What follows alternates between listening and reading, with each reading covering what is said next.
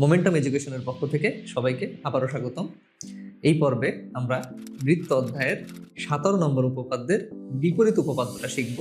এই উপপাদ্যটা কিন্তু আমাদের পাঠ্য বইয়ে নেই, কিন্তু প্রায়ই বিভিন্ন প্রতিযোগিতামূলক পরীক্ষায় এই উপপাদ্যটা কিন্তু এসে থাকে। তো আমরা এখন এই উপপাদ্যটা আমরা কিভাবে প্রথম থেকে শেষ পর্যন্ত কিভাবে নিচে থেকে সলভ করতে হয় সেটাই বোঝার চেষ্টা করব। এবং উপপাদ্য প্রমাণের যে কৌশল, যারা মিস করেছেন তারা আমাদের বিগত পর্বের ভিডিওটি অবশ্যই দেখবেন। তো এখন আমরা দেখতে পাচ্ছি যে উপপাদ্য 17 যে বিপরীত উপপাদ্যটা থাকে সেটা বোঝার আগে আমাদের জানতে হবে যে বিপরীত উপপাদ্য আসলে কি। তো আমরা অন্তত জানি যে একটা উপপাদ্যে একটা কন্ডিশনাল সেন্টেন্সে সবসময় যদি তাহলে ফরম্যাটে যে দুইটা অংশ থাকে সেই দুইটা অংশকে আমরা বলি পালাক্রমে প্রেমিস এবং কনক্লুশন। তো প্রত্যেকটি উপপাদ্যেরই একটা প্রেমিস এবং একটা কনক্লুশন থাকে, যদিও সেটা স্পষ্ট বোঝা না গেলেও আমাদের সেটা তৈরি করে নিতে হয়। যদি কোনো একটা উপপাদ্যের প্রেমিস এবং অন্য আর একটা উপপাদ্যের কনক্লুশন মিলে যায় এবং কোনো একটা উপপাদ্যের কনক্লুশনের সাথে অন্য একটা উপপাদ্যের প্রেমিস মিলে যায়, তাহলে আমরা বলি এরা পরস্পরের বিপরীত উপপাদ্য। আমাদের 17 নম্বর যে উপপাদ্যটা, সেখানে আমরা শিখেছি যে বৃত্তের কেন্দ্রবিন্দু থেকে কোনো ব্যাসভিন্ন জ্যায়ের মধ্যবিন্দুর সংযোজক রেখাংশটা ওই জ্যায়ের উপর লম্ব। তো এরই বিপরীত উপপাদ্যটা হবে যে কোনো বৃত্তের কেন্দ্রবিন্দু থেকে ব্যাসভিন্ন জ্যায়ের উপর অঙ্কিত লম্ব ওই জ্যাকে সমদ্বিখণ্ডিত করে। তো প্রথমত আমরা এই স্টেটমেন্টটাকে বা এই নির্বাচনটাকে আমরা কন্ডিশনাল স্টেটমেন্টে রূপান্তর করব, যে যদি কোনো বৃত্তের কেন্দ্রবিন্দু হতে ব্যাসভিন্ন জ্যায়ের উপর লম্ব অঙ্কন করা হয়, তাহলে অঙ্কিত লম্ব ওই জ্যাকে সমান দুই ভাগে ভাগ করে। তো সাধারণ নির্বাচনটা ভালোভাবে লেখার পরে আমরা যে কাজটা করব সেটা হলো একটি চিত্র অঙ্কন করব, এবং কার উপর ভিত্তি করে? অবশ্যই শুধুমাত্র প্রেমিসের উপর ভিত্তি করে। তো প্রেমিসে বলা আছে কোনো একটি বৃত্তের কথা, তো আমরা একটা বৃত্ত অঙ্কন করলাম এবং এই বৃত্তের কেন্দ্রবিন্দু থেকে ব্যাসভিন্ন একটা জ্যা, এই জ্যায়ের উপর আমরা একটা লম্ব অঙ্কন করব। অর্থাৎ যেহেতু আমরা লম্ব অঙ্কন করছি, এখানে অবশ্যই 90 ডিগ্রি অ্যাঙ্গেলে এই রেখাটি পতিত হবে। তো এই যে বিন্দুতে এসে লম্বটি পড়লো, ওই বিন্দুটার নাম আমরা দিলাম এম। তো এখন আমরা কি করব? প্রেমিসের উপর এবং কনক্লুশনের উপর ভিত্তি করে এবং চিত্রের আলোকে আমরা আবারও প্রেমিস এবং কনক্লুশনকে রিরাইট করব বা রিকনস্ট্রাক্ট করব।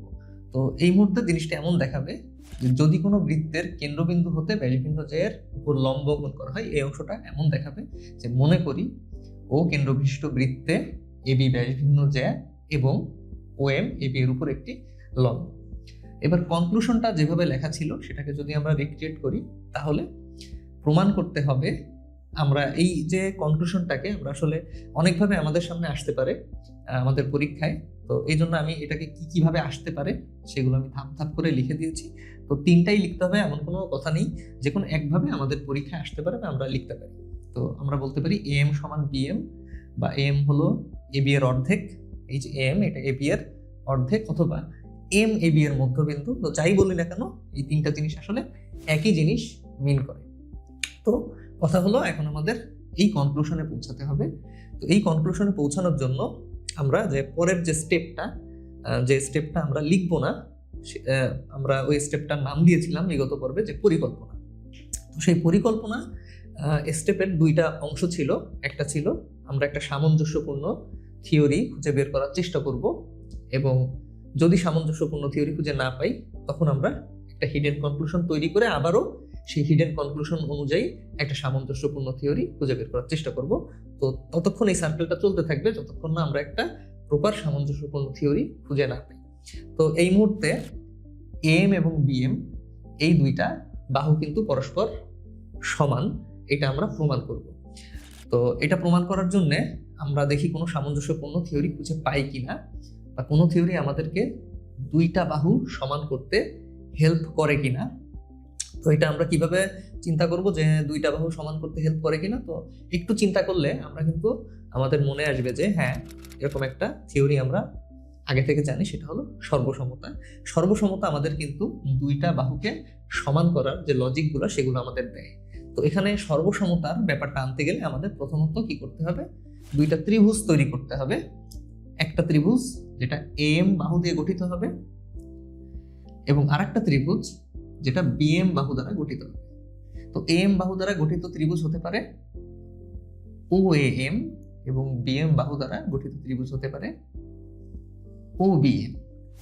তো এই যে আমরা আমাদের প্রমাণের সুবিধার্থে একটা নতুন কনস্ট্রাকশন তৈরি করলাম, তো আমরা বলতে পারি এটা আমাদের অঙ্কন। তো আমরা এখন অঙ্কন অংশে লিখে ফেলবো যে ও কমা এ এবং ও কমা বি যোগ করি। তো আমরা কেন যোগ করলাম ও কমা এ এবং ও কমা বি, যাতে করে আমরা এই দুইটা ত্রিভুজ পাই। এবং এই দুইটা ত্রিভুজ আমাদের কেন প্রয়োজন, যাতে করে আমরা সর্বসমতা থিওরিটা এখানে অ্যাপ্লাই করি। তো এখন আমরা কি করব, এখন আমরা যেহেতু জানি আমাদের কি করতে হবে, এদের সর্বসম করতে হবে, আমরা সরাসরি প্রমাণ অংশে চলে যাব। তো প্রমাণে গিয়ে আমরা এই দুইটা ত্রিভুজকে সর্বসম করার চেষ্টা করব। অর্থাৎ ত্রিভুজ ও এম ও ত্রিভুজ ও বিএম হতে, তো এই দুইটা ত্রিভুজের মধ্যে দেখি কি কি মিল আছে বা কি কি বাহু বা কি কি কোণ সমান আছে। তিনটা হলেই আমাদের জন্য এনাফ। তো প্রথমত আমরা বলতে পারি ও এ আর ও বি সমান, এবং এর পিছনে আমরা কি যুক্তি দিতে পারি যে এরা একই বৃত্তের ব্যাসার্ধ।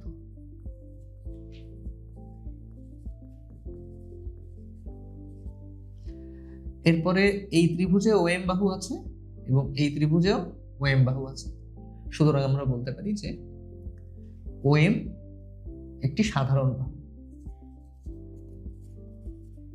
তো এটা সাধারণ বাহু। আমাদের কাছে কিন্তু দুইটা তথ্য চলে এসেছে আর একটি তথ্যের অপেক্ষায়, এবং সেটাও খুব সহজে দেখা যাচ্ছে যে যেহেতু এখানে লম্ব অঙ্কন করেছিলাম আমরা, এটা প্রেমিসেই ছিল, এবং সেই লম্বের কারণে এখানে কিন্তু 90 ডিগ্রি কোণ উৎপন্ন হয়েছে। তো একটা ও M A R O M B, এই দুইটা কোণ কিন্তু পরস্পর সমান। কেন? কারণ উভয়ে 90 ডিগ্রি। তো এখন আমরা বলতে পারি যে ত্রিভুজ ও এ এম সর্বসম ত্রিভুজ ও বি এম, এবং যেহেতু এই ত্রিভুজদ্বয় সর্বসম, আমরা সহজেই বলতে পারি যে অতএব এ এম সমান সমান বি। তো ঠিক আগের উপপাদ্যটার মতোই আমরা এখানে কিন্তু সেম স্টেপস আমরা এখানে অ্যাপ্লাই করলাম, এবং সেইভাবেই কিন্তু আমরা আগামী সকল উপপাদ্য বা বৃত্ত অধ্যায়ের যত জ্যামিতিক সমস্যা আছে এই রুলসগুলো ব্যবহার করেই কিন্তু আমরা সমাধান করতে পারবো। তো একবার যদি আমরা রুলসটা বুঝে যাই, তাহলে আসলে বৃত্ত অধ্যায়ের কোনো উপপাদ্য আমাদের কাছে কঠিন মনে হবে না। তো আজকের মতো এই পর্যন্তই। আশা করি দেখা হবে আগামী ভিডিওতে। সকলকে ধন্যবাদ।